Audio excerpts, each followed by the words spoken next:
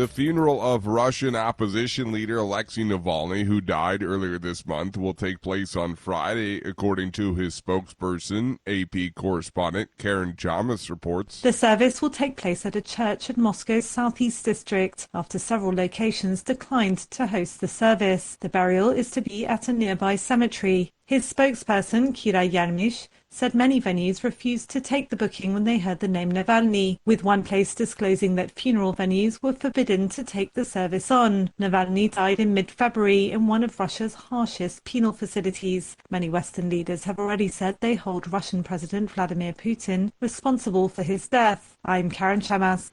Hamas called on Wednesday for Palestinians to march to Jerusalem's Al-Aqsa Mosque at the start of Ramadan, raising the stakes in ongoing negotiations for a truce in Gaza, which U.S. President Joe Biden hopes will be in place by then. The call by Hamas's leader followed comments by Biden that an agreement could be reached between Israel and U.S. designated terrorist group Hamas as soon as next week for a ceasefire during the Muslim fasting month expected to start this year on March 10th. Defense Minister Yoav Gallant said Wednesday Israel was operating in all areas of Lebanon amid tensions with Hezbollah and other militant groups. Gallant said this was understood on both sides, claiming Israel had killed more than 300 militants since exchanges of fire across the border began after the start of the Gaza war. The relatively low-intensity exchanges have displaced tens of thousands of people and raised fears of a wider conflict between Israel and Lebanon. This is VOA News. The International Rescue Committee says delivering critical humanitarian supplies to Sudan through the Red Sea has become too dangerous due to attacks by U.S. designated terrorist Houthi rebels based in Yemen. Mohammed Yusuf has a story from Nairobi. Getting humanitarian supplies to millions of Sudanese affected by the country's more than 10 months of conflict is getting expensive and risky due to the Yemen's rebel group's violent activities in the Red Sea. The International Rescue Committee says its logistic partner will now bypass the Red Sea route and deliver supplies through Jebel Ali port in the United Arab Emirates on the eastern side of the Arabian Peninsula. It says the new route will raise transportation costs by more than 40%. Mohammed Yusuf, VOA News, Nairobi. Guinea's trade unions have suspended a nationwide strike that had paralyzed the West African nation and its mining sector since Monday, a statement said on Wednesday. Guinean Trade Union Movement, an umbrella group for multiple workers' unions, said it was suspending the strike following the freeing of a detained union leader on Wednesday, one of their key demands. It added the unions were open to resume negotiations with the government over their remaining grievances. A British biotechnology company is betting on a solution to Brazil's surging dengue cases involving the release of genetically modified mosquitoes to reduce the viral infection from spreading. Reuters correspondent Olivia Zolino has more. The modified mosquitoes carry a gene that kills female offspring before they reach maturity.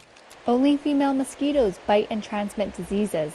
Suzano is among the cities using the solution after declaring a state of emergency earlier this month. The city's mayor said he hopes the next measurement will show a reduction in cases by 20%, so the emergency can be lifted.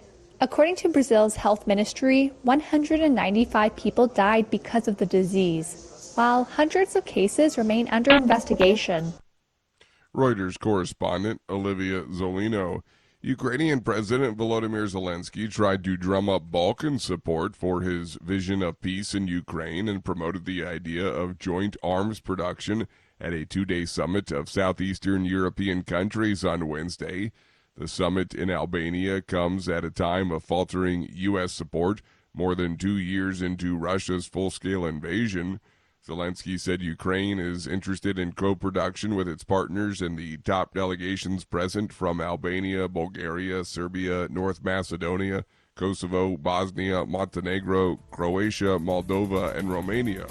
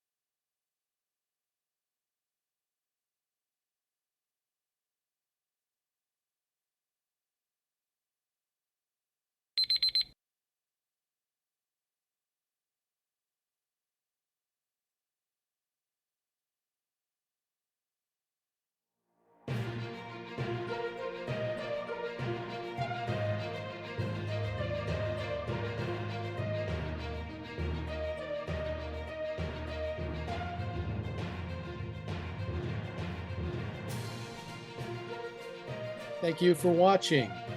Can you do me a favor? Please leave a comment in the comments section below. That would really help. Thank you, and see you again soon.